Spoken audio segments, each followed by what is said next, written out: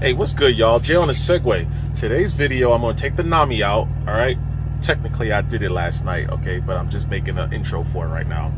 But what I did was taking the Nami out, the Burn-e. This is the 32 amp hour. Since we got different models out now, everybody's like, oh, is it a 28 or is it the 32? We may have a conversation on the 28 amp hour version. I don't own one. I haven't ridden one. I haven't seen one in person. I do have a lot of information from online via the Facebook group on what people have been saying about it. Seems like a really good model, but this video is going to be on a 32 amp hour model, and I'm going to, so what I did is I took it on a range test, sort of. It's like a half range test. That's why I put the title as Nami Burn-e half range test, because the trail system that I had, you know, that was provided to me last night, right? It just wasn't long enough for me to do a full range test. But this range test in this video is really to give you guys an idea on how far you can expect your Nami to go. Now, the Nami is different, and actually most electric scooters are like this. And what do I mean when I say that? I have a 60 volt Dualtron Victor, right? The Dualtron Victor sweet spot, when I say sweet spot, I'm talking about maximum range, right? Now, these numbers can adjust slightly depending on how much you weigh. My weight is about 92 kilograms, it's aka 191, 192 pounds, and that's rider weight, right? I lost a little bit of weight, but it used to be about 95 kilos. Anyways, these numbers are gonna vary slightly. So basically, when they test these electric scooters, it seems to be the high-powered ones. The Dualtron Victor, for example, that's a 60 volt, 32 amp hour, or is it 35? Oh my gosh, I don't even remember. 30, 60 volt, 30 amp hour battery electric scooter. 50 miles an hour is what they projected. I always say projected as a instead of saying it actually goes 50. Now, realistically, I've actually gotten my Victor to go 50.4 miles per hour tops, and that's with using a Draggy GPS module. But you can always expect about between 40 to 43 miles an hour if you weigh 95 kilograms. If you're not going into a straight headwind, you know, those are going to change variables. But anyways, skip, fast forward. The sweet spot for maximum range. I'm not talking about maximum range while doing a group ride, or maximum range if you want to ride in the city streets, because some of you guys may be using these scooters for commuting. That's a whole different ball game. If you're going to use like the Nami, for example, the 32 amp hour Nami, if you use it for commuting, I think I've done a commuter style ride before, and I got about 48, 45 miles on a charge. And then when I was done at the end of the day, I had about, dang it, how many was it? 14% battery. And this was in quite harsh conditions, meaning that it was pretty cold. Once the temperatures start going below like 75, 70 degrees Fahrenheit, the battery starts getting affected. You start losing range. The colder it gets, the more you lose. Tonight, when I did this range test, or last night rather, it was like 80 something degrees. And so that's ideal. When it starts getting to like 82, 83 degrees Fahrenheit or above, these scooters do really well on range if you're going for it. They do really, really well. That's just something I've noticed. Every time I ride my scooter, almost every time I ride my scooters, it's some sort of freaking test that I'm doing. So every time I ride, it's information. So with the Nami, the sweet spot from what I'm seeing with my weight was about, and this is for the Speedo now, I'm giving you Speedo speed, not GPS speed, between 13 and 15 miles per hour. The more you go over 15, I've noticed a little bit more consumption as far as battery consumption. So keep that in mind. Usually you can be in any mode you want to be in. I was in custom mode. Anyways, I'm talking too much. Check out the results, and this is what you can expect. Look at the elevation changes. I think the elevation gain and ascent and descent was somewhere around 160 feet up and down, okay? So it's not that much. Will the Nami Burn-e 32 amp hour do 90 miles on a charge? I think it will. Remember, this isn't my normal test route. This is, I have a test course that I do range test on. This wasn't it.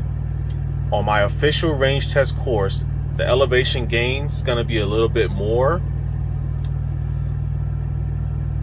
but I think we're going to get 90. In fact, I think we're going to get over 90 miles range when I finally get to do that test. You guys want to see that test, go on ahead and hit the subscribe button, hit the notification bell, and you will know when that video comes out. There's going to be a bunch of other videos that come out beforehand, because it's not going to be the next video. But if you just want to keep an eye out, you're curious to see if Nami will actually do 90 miles when ridden accordingly, go on and do that. All right, now let's get to the video.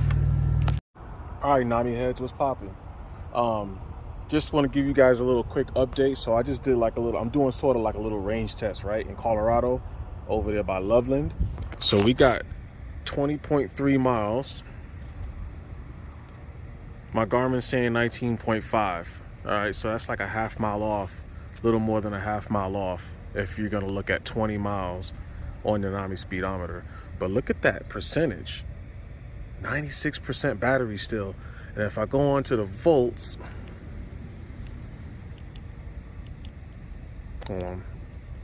if I show you guys how many volts, 79.6. I think when it's topped off, it's around 84 volts, maybe 70, I mean, maybe 83.9 or something like that, 83.8 volts. So about 9 volt loss for 20 miles of riding. That ain't bad, man. Hey, stay tuned. I'm gonna finish up I'm gonna do this 20 miles all over again, and I'll let you guys know what the results are. But Nami ain't that bad, man. Temperature outside is like 86 degrees Fahrenheit. I don't know what that means in centigrade, but yeah, not too bad, man. And I got 800 miles on my Nami, so let's go.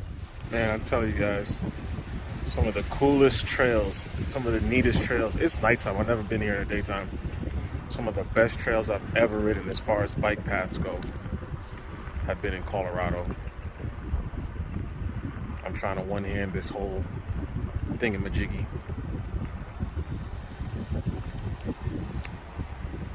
Trail narrows, slow sign. Guys, this is dope. I'm not used to seeing this.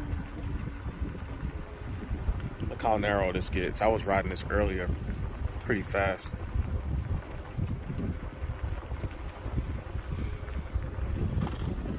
Oh, I think I ran over a mouse.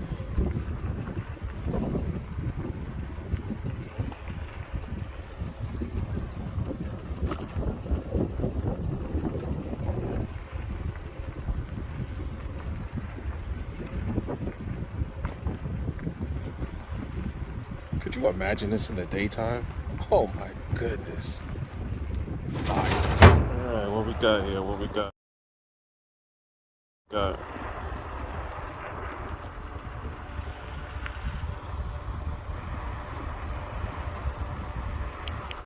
All right, people. So we're done with the Nami. Before the voltage start to stabilize, that's where we at on volts right now. 73.8. which is showing about 57, is that 61% battery life? And the Garmin says we did 49.9 miles or 46 miles. If we just did 46 miles and I still had more than 50% battery, and I weigh about 193, 192 pounds right now, we're gonna get over 90 miles on a charge. Remember, when the battery percentage gets to 0, it still has energy in it. Now, I never recommend anyone go below 0%. I don't even really recommend going below 15, 20%. But for range test purposes, I like to show you guys how far it could actually go. So if you're ever in that type of situation where, oh shoot, I need to get maximum range, hey, this is how fast I need to ride. This is how slow I need to ride. If I ride this fast and I have this much battery left, I can squeeze an extra 15, 20, whatever miles it's gonna be out of the scooter. One thing I've noticed about the Nami is once you start going over 16 miles per hour on the actual screen, not GPS speed, but on the screen, it starts using up a little bit more juice. When I kept the speed down to like 13, 14 miles an hour, it's like the Nami was like hardly working. Now that only works when the route is mostly flat. A little bit of uphills here and there, no big deal. 13, 14 miles an hour is like a sweet spot. If your route has like kind of some hills and stuff like that, I would say around 17 miles an hour, 17, 18 miles an hour. If you're trying to go for maximum efficiency and range, then you may need to keep your cruising speed around there to compensate for the hills. That way, because if you're going too slow and you get to the hills, it's probably going to drink a little bit more fuel. It's going to use a little bit more battery than if you were doing like 12 or 13. So you want to go a little bit faster. Of course, your weight is going to matter. Like how much you weigh is going to depend on how fast you need to cruise, depend on the type of route you're riding. But for me, being 91 kilos, or should I say 193, 192 pounds, those are the speeds that I was able to ride and get this type of range. This thing is ridiculous. I got like almost 800 miles on my Nami, and it's still giving me bomb ass range like that. So like I said, we're gonna get to my actual proving grounds where I actually do my official range test, and I want you guys to see, you know, how far can we get on it. So anyways, Jonasegway, if you guys like the video, hit the subscribe button, hit the like button, you know what I'm saying? Comment below, let me know how far you've been going on the charge. I really would do a fast range test, but I just don't ride like that, guys. So my range tests are generally going to be at the lower speeds for people who's trying to get maximum range per charge. So yeah, man, thanks for watching, guys. See you guys in the next video. Peace.